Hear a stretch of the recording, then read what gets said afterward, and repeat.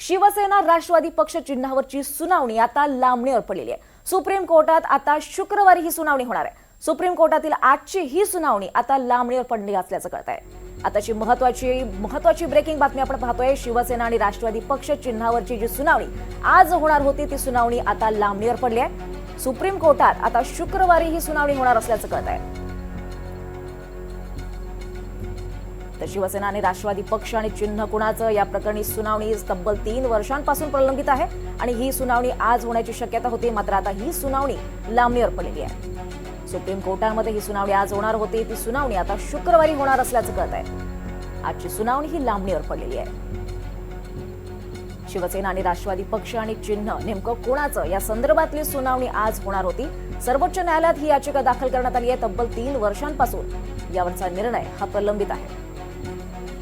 आज या संदर्भातली महत्वाची सुनावणी पार पडणार होती आणि ती सुनावणी आता लांबणीवर पडली असल्याचं कळत आहे। सुप्रीम कोर्टातली ही सुनावणी आता शुक्रवारी होणार आहे।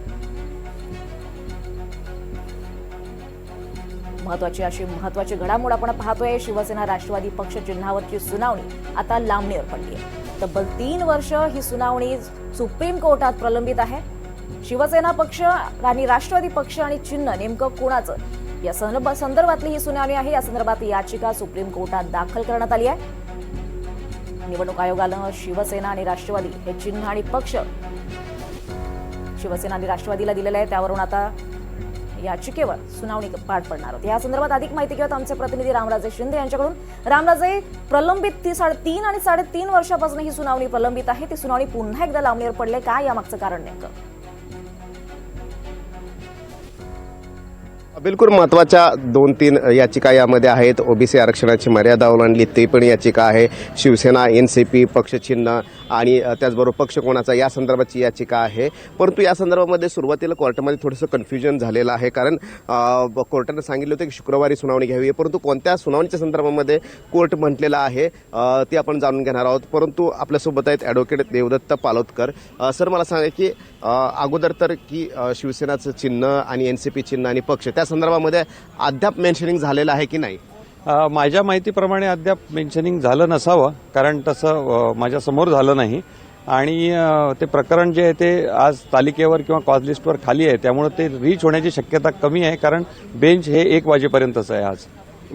अच्छा, म्हणजे माझ्या माहितीत तरी नाही।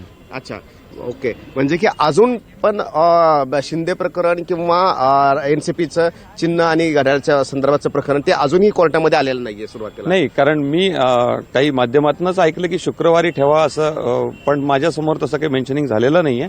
आणि दुसरी सगळ्यात महत्वाची गोष्ट म्हणजे आज 1 वाजेपर्यंतच कोर्ट अवेलेबल आहे। त्यानंतर दुपारी जी ती SIR जे आहे आपलं निवडणूक याद्यांचं प्रकरण जे आहे तर आणि त्या मतदार यादीचं त्याविषयीचं प्रकरण दुपारी 2 पासून पुढे चालणार आहे। त्यामुळे या प्रकरणावर आता सुनावण्या सगळ्या होणं आज मला जरा अवघड दिसतंय। अच्छा, पण तुम्ही ज्या सुनावणीमध्ये म्हणजे केसमध्ये अपियर राहणार आहात त्या ओबीसी आरक्षणाची जी मर्यादा ओलांडली गेली आहे त्या संदर्भामध्ये काय?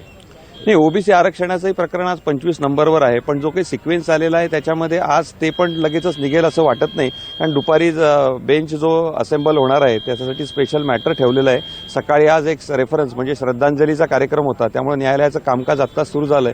त्या 1-1.5 तासात बाकीचे अर्जंट पण फ्रेश मॅटर्स आहेत, त्यामुळं ही सगळी प्रकरणं आज सुनावणीस येतील असं मला तरी वाटत नाही। म्हणजे की महाराष्ट्राच्या संदर्भाचं कोणतंही प्रकरण आज सुनावणीला येईल असं दिसत नाही? अशी शक्यता दिसत नाही, पण आता बेंचचं स्पीड आणि एखाद्या वेळेस काय होतं की सगळे मॅटर्स बऱ्याच वेळेस कॉल आउट सुद्धा केले जातात, त्यामुळे आपण 1 वाजेपर्यंत जर थांबलं तर आपल्याला निश्चित स्पष्टता येईल। सुनावणी लांबणीवर पडली, त्यामुळे उत्सुकता लागली की आता नेमकी ही सुनावणी शुक्रवारी कधी होते याची। धन्यवाद रामराजे या सगळ्या सविस्तर माहितीसाठी।